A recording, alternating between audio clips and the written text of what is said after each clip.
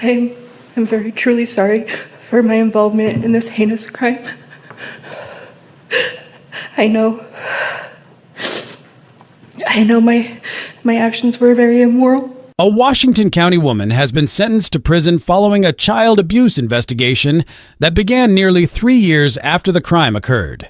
31-year-old Alexandria Wright appeared before District Judge Keith C. Barnes on Thursday. She was sentenced after pleading guilty in April to 4 felony charges, including aggravated sexual abuse of a child and producing a video of the abuse.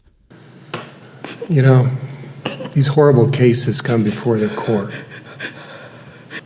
And somehow you find a glitter of light at the end. Somehow there's a layer that you're able to pull something positive. But not in this case. It's just layer and layer of pain. The abuse took place in October 2021, but the videos didn't surface until nearly 3 years later, when her co-conspirator, 26-year-old Martin Brandon Gillen, was arrested in Kansas on an unrelated kidnapping charge. During that arrest, investigators located videos on Gillen's phone that showed a child being abused in Washington County. Wright was located and arrested 2 months later. I'm not the monster that the news and everybody's making me out to be, though. I would have never committed anything like this willingly. To the charge of sodomy on a child, a first-degree felony. The court hereby sentences you to serve 25 years to life at the Utah State Prison. On the count of aggravated sexual abuse of a child, first-degree felony, the court sentences you to serve 15 years to life at the Utah State Prison.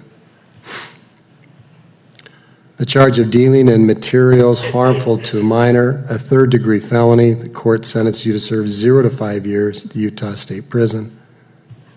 On the charge of aggravated sexual exploitation of a minor, a first-degree felony, the court sentences you to serve 15 years to life at the Utah State Prison.